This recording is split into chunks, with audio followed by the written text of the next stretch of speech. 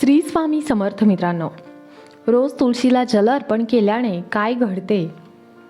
हिंदू धर्मामध्ये तुळशीच्या झाडाला खूप महत्त्व आहे. खूप पवित्र समजलं जातं. या झाडामध्ये साक्षात विष्णू आणि माता लक्ष्मीचा वास असतो. भगवान विष्णू तुळशीला प्रसाद दाखवल्याशिवाय कोणत्याही प्रसादाचा स्वीकार देखील करत नाहीत. तुळशीला विष्णुप्रिया सुद्धा म्हटले जाते. आणि म्हणजेच जो कोणी तुळशी मातेची पूजा करतो तो कधीच दारिद्र्य राहत नाही किंवा गरीब राहत नाही. असा मनुष्य एखादं घोर पाप करूनही नरकामध्ये जात नाही. तुळशी मातेला फक्त जल अर्पण केल्यामुळे कोणतं फळ मिळतं हे आज आपण जाणून घेऊया एका कथेमार्फत. एकदा देवी सत्यभामा भगवान श्रीकृष्णांना विचारते, हे स्वामी, तुम्ही तर तिन्ही लोकांचे स्वामी आहात, मग तरीसुद्धा तुम्ही या तुळशीच्या झाडाची पूजा का करता? तुळशीच्या झाडाला नित्यनेमाने जल अर्पण का करता? या झाडाला जल अर्पण करण्याचं महत्त्व मला जाणून घ्यायचं आहे. तेव्हा भगवान श्रीकृष्ण म्हणतात, हे देवी सत्यभामा, तुळस ही साक्षात लक्ष्मीचं रूप आहे. तुळशी मातेची नित्यपूजा केल्याने अनेक फायदे आहेत. तुळशी मातेला जल अर्पण केल्याने मनुष्याचे अनेक जन्माचे पातक नष्ट होतात.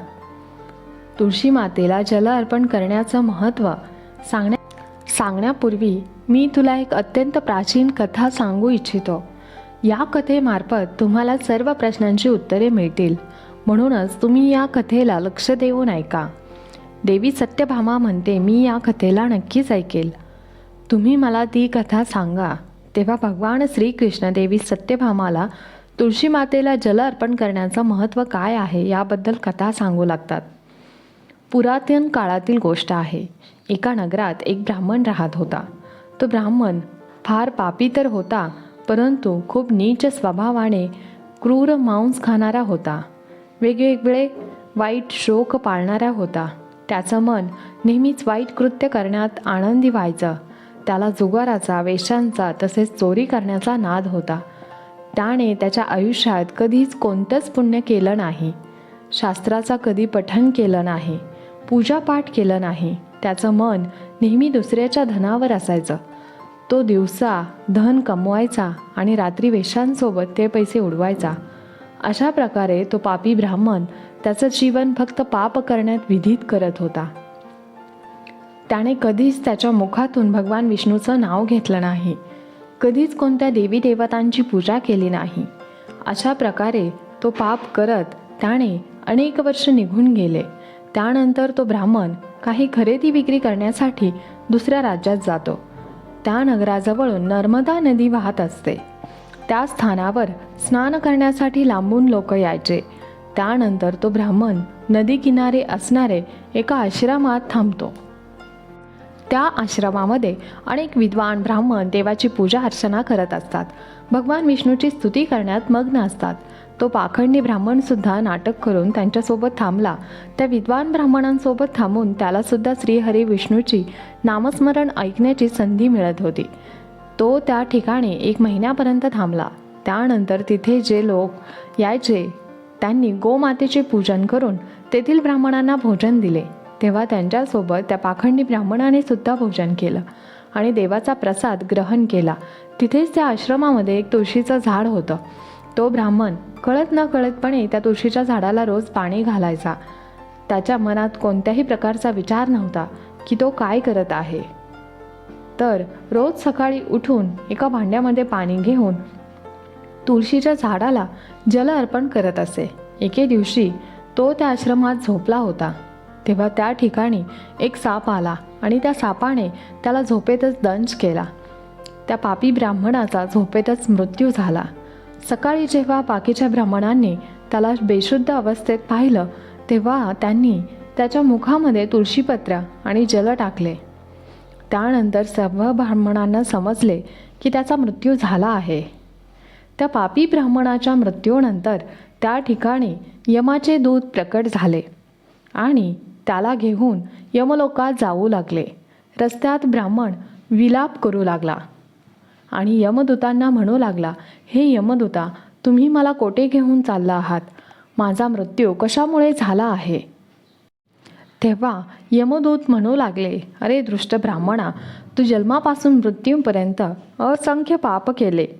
आणि तुझ्या या पापामुळे तुला एका सर्पाने दंश केला आहे आणि तुझा मृत्यू झाला आहे. आता आम्ही तुला यमलोकात घेऊन चाललो आहे. तिथे यामध्ये तुझ्या पापकर्माचा लेखाजोखा पाहणार आहेत आणि निश्चितच ते तुला नरकात पाठवतील. त्यानंतर तो ब्राह्मण जोरात विलाप करू लागला आणि ते यमदूतासमोर क्षमायाचना करू लागला. परंतु यमदूतांना त्या ब्राह्मणावर थोडीसुद्धा दया आली नाही आणि ते त्याला मारत मारत यमलोकात घेऊन गेले. तेव्हा यमाचे दूत त्या ब्राह्मणाला घेऊन यमराजासमोर पोहोचले. तेव्हा त्या यमराज सोबत बसलेल्या चित्रगुप्ताने त्या ब्राह्मणाच्या जन्मापासून ते मृत्यूपर्यंत सर्व लेखाजोखा काढला. यमराजाला म्हणाले, हे महाराज, या ब्राह्मणाने तर जन्मापासून मृत्यूपर्यंत फक्त पापच केलं आहे. याने कोणतेही पुण्याचं कर्म केलं नाही. हा तर मोठा पापी आहे, तर याला ताबडतोब नरकात टाकायला हवं. तेव्हा यमराज म्हणाले, हे दूत, जीवनभर पाप करणाऱ्या या ब्राह्मणाला तुम्ही घेऊन जा आणि याला कुंभीपाक नावाच्या नरकात टाकून द्या. यमराजाच्या आज्ञेचे पालन करत ते दूत हसत हसत त्या ब्राह्मणाला कुंभीपाक नरकात घेऊन गेले. त्या नरकात भयंकर मोठे तेलाचे मडके भरले होतं. त्यामध्ये तेल उकळत होतं आणि त्या यमदूताने त्या ब्राह्मणाला उकळत्या तेलामध्ये टाकलं. परंतु जसं तो ब्राह्मण त्या उकळत्या तेलामध्ये पडला तसं ते तेल अगदी थंड पडलं. या विचित्र घटनेला पाहून त्यांना खूप आश्चर्य वाटलं. असं पूर्वी कधीच झालं नव्हतं. यमदूतांनी यापूर्वी अशा कित्येक पापी लोकांना त्या उकळत्या तेलामध्ये टाकलं होतं. त्या तेलामध्ये ते पापी पडल्यानंतर तडफडायचे, परंतु जसा तो ब्राह्मण तेलामध्ये पडला तसं ते तेल अचानक शांत झालं, थंड झालं. हा सर्व प्रकार पाहून यमदूत धावतच यमराजाकडे गेले. यमराजाने विचारले, हे दूत, काय झालं? इतक्या तीव्र गतीने धावत का येत आहात?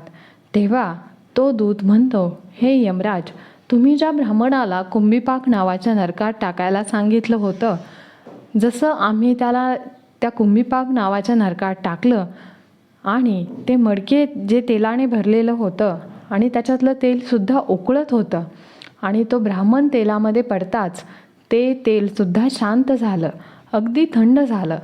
तेव्हा यमराज म्हणतात, हे दूत, ही तर खूप विचित्र घटना आहे. असं तर पूर्वी कधीच झालं नाही. यमराज विचार करत असतो. इतक्यात तिथे देवर्षी नारद मुनी येतात. नारद मुनींना पाहून यमराज अत्यंत प्रसन्न होतात आणि त्यांना प्रणाम करून तुमचे स्वागत करायला सांगतात. त्यानंतर यमराज नारद मुनींना म्हणतात, हे देवांचे देवर्षी, तुम्ही योग्य वेळी आला आहात. आम्ही आज एका अत्यंत पापी ब्राह्मणाचा लेखाजोखा पाहून त्याला कुंभीपाक नावाच्या नरकामध्ये टाकला आहे, परंतु जसा तो तेलामध्ये पडला तसं ते तेल शांत झालं आहे. तेव्हा देवर्षी नारद म्हणतात, हे यमराज, तुम्ही ज्या ब्राह्मणाला कुंभीपाक नावाच्या नरकात टाकला आहे तो त्या नरकात टाकण्यायोग्य नाही, कारण त्या ब्राह्मणाद्वारा न कळत असं काही कर्म झालं आहे. ते कर्म या नरकाचे नाश करणारे आहे. जो मनुष्य शेवटी पुण्य करणाऱ्या लोकांसोबत राहत होता त्याला त्यांच्या पुण्याचा भाग नक्कीच मिळतो. आणि हा ब्राह्मण तर एक पूर्ण महिना भगवान विष्णूच्या भक्तांसोबत राहिला आहे. या ब्राह्मणाने आश्रमात राहून नित्याने तुळशी मातेला जल अर्पण केलं आहे आणि म्हणूनच हा मोठा पुण्यवान बनला आहे. याचे सर्व पाप नष्ट झालं आहे. हा ब्राह्मण आता विष्णू लोकात जाण्यास पात्र ठरला आहे. या ब्राह्मणांनी नकळतपणे इतकं पुण्य कमवलं आहे की पूर्ण आयुष्यसुद्धा एखाद्या माणसाला प्राप्त होत नाही एवढं पुण्य. म्हणून तुम्ही याला नरकात ठेवू नका. या ब्राह्मणाने जे काही पाप केलं आहे त्यासाठी फक्त दंड द्या की तुम्ही त्याला सर्व नरकाचे दर्शन घडवा. नारद मुनींचे म्हणणे ऐकून यमराज अत्यंत प्रसन्न होतात आणि त्या ब्राह्मणाला कुंभीपाक नरकातून काढून घेऊन येतात. आणि यमराज त्यांच्या दूतांना सांगतात की दूत, या ब्राह्मण महात्म्याला घेऊन जा आणि सर्व नरकाचे दर्शन घडवून आणा. आणि त्यानंतर यमाचे दूत ब्राह्मणाला घेऊन जातात, संपूर्ण नरकाचे दर्शन घडवून आणतात.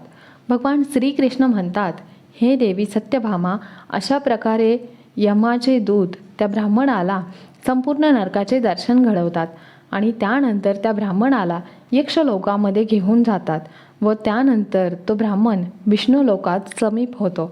एखाद्या मनुष्याला जे पुण्य प्राप्त होत नाही ते पुण्य त्या माणसाला किंवा ब्राह्मणाला तुळशी जल अर्पण केल्याने प्राप्त झाले आहे. श्रीकृष्ण म्हणतात, हे देवी, वनस्पतीमध्ये मला तुळस प्रिय आहे, महिन्यांमध्ये मला कार्तिक मास प्रिय आहे, तिथीमध्ये मला एकादशी प्रिय आहे आणि क्षेत्रांमध्ये द्वारिका. म्हणून जो मनुष्य नित्यनेमाने तुळशी मातेची पूजा करतो, तुळशी मातेला जल अर्पण करतो, तो मला सर्वात जास्त प्रिय आहे. त्या मनुष्याची कधीच दुर्गती होत नाही, तो कधीच नरकात जात नाही. ज्या घरामध्ये तुळशीचं झाड नेहमी हिरवंगार असतं अशा घरामध्ये नेहमीच सुख, शांती आणि समृद्धी येते. विष्णूच्या पूजनामध्ये तुळशीपत्र चढवलं तेव्हा विष्णूही प्रसन्न होतात. कारण तुळशीपत्राशिवाय भगवान विष्णू कोणत्याही प्रकारचा प्रसाद स्वीकार करत नाहीत. म्हणून प्रत्येक घरामध्ये तुळशीचं झाड असायला हवं. जर तुमच्या घरामध्ये तुळस असेल तर सुख, शांती आणि समृद्धीसाठी तुळशी मातेला चुनरी जरूर अर्पण करा. नेहमी लक्षात ठेवा की तुळशीचे झाड हे चुनरीशिवाय अपूर्ण असतं. तुळस हे फक्त झाड नाही तर साक्षात देवी माता लक्ष्मी आहे. तुळशी विष्णुप्रिय आहे आणि म्हणून हे नेहमी लक्षात ठेवा की तुळशीचे झाड हे चुनरीशिवाय अपूर्ण असतं. म्हणूनच मातेला चुनरी अवश्य द्यायला हवी. यामुळे पती पत्नींमध्ये प्रेम आणि विश्वास वाढतो. घरात राहणाऱ्या स्त्रिया नेहमी सौभाग्यवती राहतात. तुळशीचा विवाहसुद्धा अवश्य करावा. यामुळे मनुष्याच्या सर्व दुःखांचा अंत होतो आणि सांसारिक जीवन अधिक सुखमय बनतं. तुळशीच्या झाडाजवळ कधीही अपशब्द बोलू नयेत. तुळशीच्या झाडाजवळ चुकूनही चपला किंवा झाडू ठेवू नये. या गोष्टीला पाप समजले जाते. जिथे तुळशीचं झाड आहे त्याच्या आसपास भुंकणे सुद्धा घोर पाप समजले गेले आहे. तुळशीच्या जवळ जलाने भरलेले पात्रसुद्धा ठेवू नये. तुळशीच्या जवळ जेव्हा आपण एखादा दिवा लावतो तेव्हा दिवा विझल्यानंतर तिथून ताबडतोब काढून ठेवा.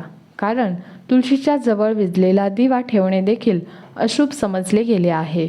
ज्या ठिकाणी तुळशीचे झाड आहे ते ठिकाण नेहमी स्वच्छ ठेवायला हवं आणि म्हणून नित्यनेमाने तुळशीच्या झाडाच्या सभोवताली स्वच्छता ठेवायला हवी. तुळशीच्या झाडाच्या शेजारी शिवलिंग आणि गणपतीची प्रतिमा ठेवू नये. त्याचबरोबर तुळशीच्या कुंडीमध्ये दुसऱ्या कोणत्याही प्रकारचे झाड लावणं अशुभ समजलं गेलं आहे. तुळशीच्या झाडामध्ये शेजारी ओले कपडेसुद्धा वाळवू नयेत.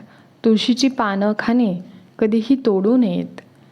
यामुळे तुळशी मातेचा अपमान होतो. जर तुळशीचं पान सुकत असतील तर ते खाली पडत असतील तर त्यांना कचऱ्यामध्ये टाकू नये. त्या पानांना तुम्ही तुळशीमध्येच दाबून ठेवा.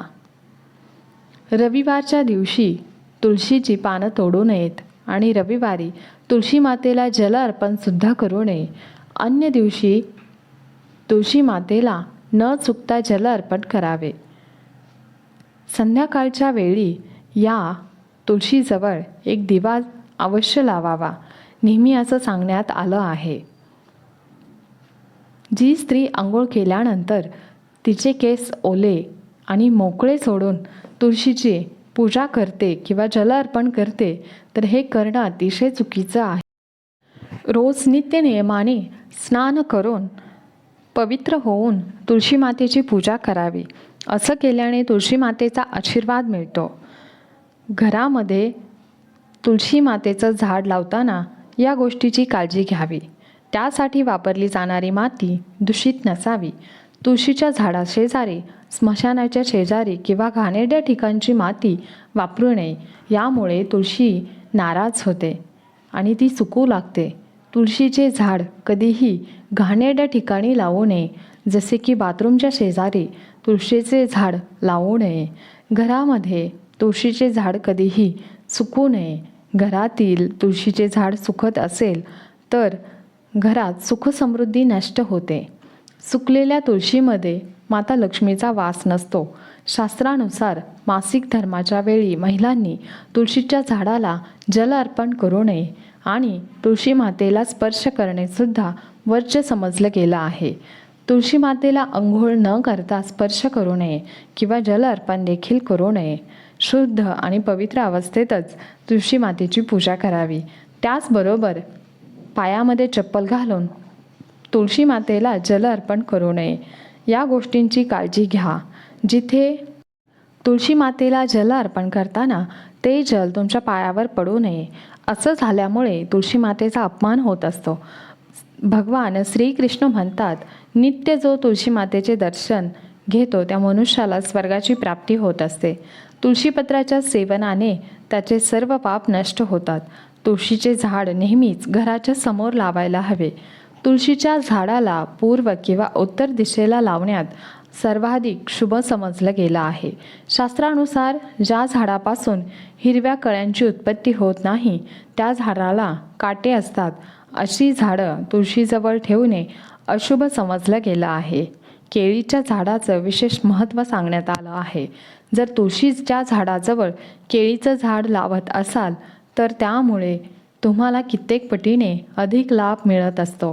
केळीच्या झाडामध्ये भगवान विष्णूंचा वास असतो आणि अशा केळीच्या झाडाचे देखील विशेष महत्त्व असते. व्हिडिओ आवडले असेल तर आम्हाला प्रोत्साहन देऊन आमच्या चॅनलला सबस्क्राईब करा. तसेच बेल आयकॉन देखील प्रेस करा आणि व्हिडिओला जास्तीत जास्त शेअर करा. धन्यवाद. श्री स्वामी समर्थ. श्री स्वामी समर्थ. श्री स्वामी समर्थ.